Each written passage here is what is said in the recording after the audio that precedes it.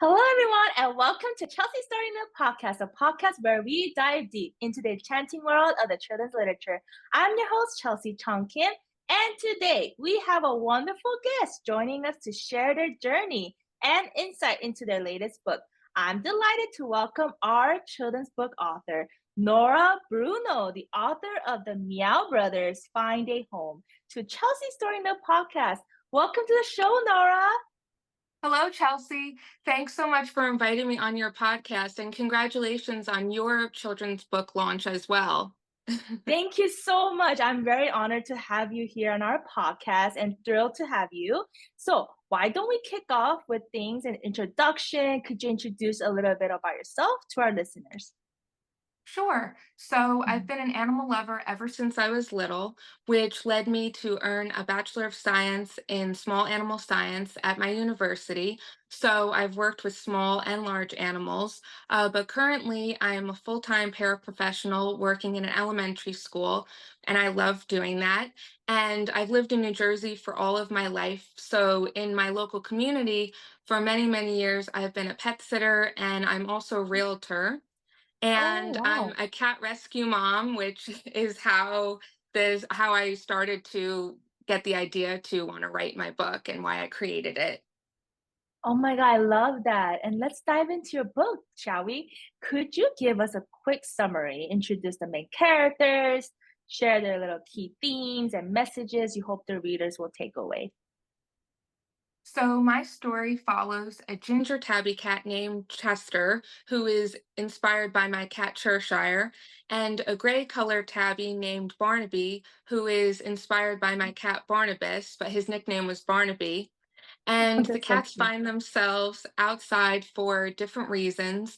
Chester's family decides to move away, and so he's left outside to fend for himself, while Barnaby is unhappy with his family, so that's why he ends up on the streets. And there's an animal loving girl named Madison who spots both of the cats and begins to take care of them. But they don't interact with her much in the beginning and are shy, and because they don't know each other very well or her. But after daily visits to her porch and a lot of trust built up, they become very bonded. And as the season changes into winter, it gets very cold outside and there's big snowstorm on the way. So, with the help and permission of Madison's parents, she has to see if she can rescue the cats, bring them to the veterinarian, and get them inside her house before all of the snow appears. So, my message for children with my story is that it's important to be kind, respectful, and compassionate towards animals.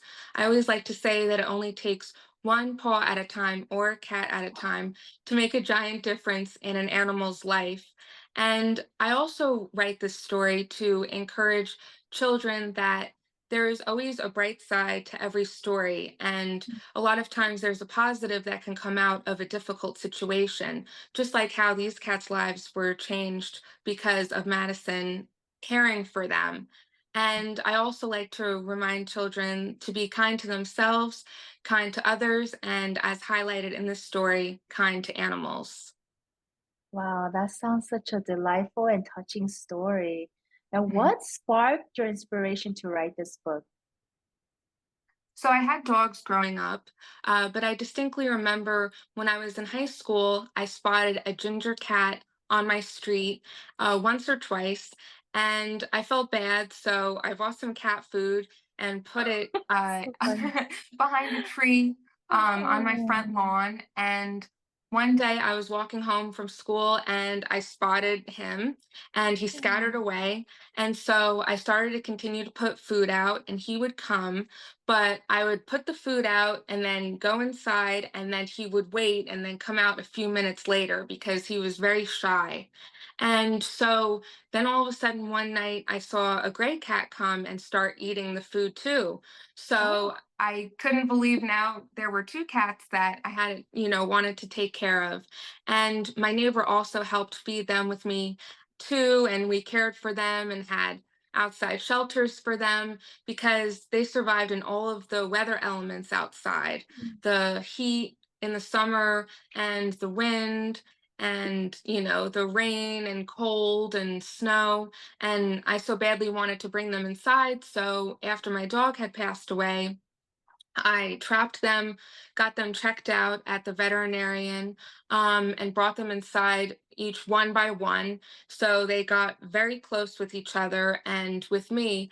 But the cats, they were also very shy in the beginning, and they became so loving and affectionate once they were inside. So they actually were very loving when they were outside too, but they became even more bonded inside. And so my family and I started calling them the Meow Brothers, because even though they had different backgrounds and I don't know anything about their past, they became bonded like brothers.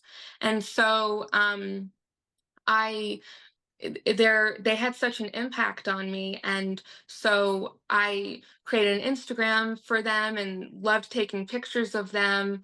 And I loved sharing their story, and people loved hearing about them too, about these lovable strays that I rescued. And so that's when they inspired me to start writing my book. Oh, that is such a touch-warming story. Like, I need to get your cat's Instagram ID because I love watching cats and I know I'm that sounds glad you're so not funny. too, yes, I'm glad you're not too allergic so you can still enjoy them. Yes, I love to cuddle with them. They're so cute. And again, like Yes. I always enjoy learning about the journeys of authors and take their inspiration to feel their stories. So, could you tell us how you became an author and the experiences that influenced your path? So I remember in 2019, one day I was just thinking about their impact on me and where they started and how amazing of a transformation they had from being really skittish Mm, outside to having so much love to give because of all of that patience that was built up, and trust of me spending time with them while they were mm, outside and then bringing them in. So I started writing little bits here and there of a fictionalized story, but that had a lot of the true elements of their rescue story. So I would write a little bit, in the morning while I was walking outside. I would get ideas. I would walk at night. I would write, getting ideas, at night. So it was very casual. And I was home more because it was during the pandemic. So I had time to finish writing. And then I just started researching how to publish a book, how to self-publish a book. And so I worked hard um, so I started researching all of the steps, and it was a long process, but I found my illustrator and I researched a lot of illustrators. And so my illustrator, Emily, was amazing to work with because she gave me so much control in how I wanted each page to be and how I wanted Madison's outfits to be and the setting and colors and the setup. So she was so accommodating and really allowed me to bring my exact vision to life, because I was very meticulous with the details of this story since it was such a personal story. And I researched book designers and found an amazing book designer named Travis. So I had a lot of freedom with that as well. And so I published my book, and it came out and launched in January of 2022. And since then, I've done a lot of school visits, which are so fun. And I've been able to meet amazing teachers and children. And the children get so excited when they find out that it's an actual story, that it was based on my actual cats.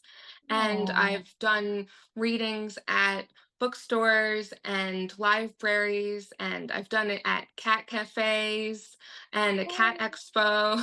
that's So a cute. wide range. And I also was able to give a speech at a children's creative writing banquet. So I've met a lot of great people along the way and connected with other children's book authors online, and I've met them in person too. So I've had I've just been really grateful to be a self-published author, because I've met so many people that get the book, from families and parents to grandparents as well, or even people that are adults and don't have the book to give away, but because they are an animal lover or they appreciate the rescue story and all of the steps that it took to write this book myself. So it's been such a amazing experience.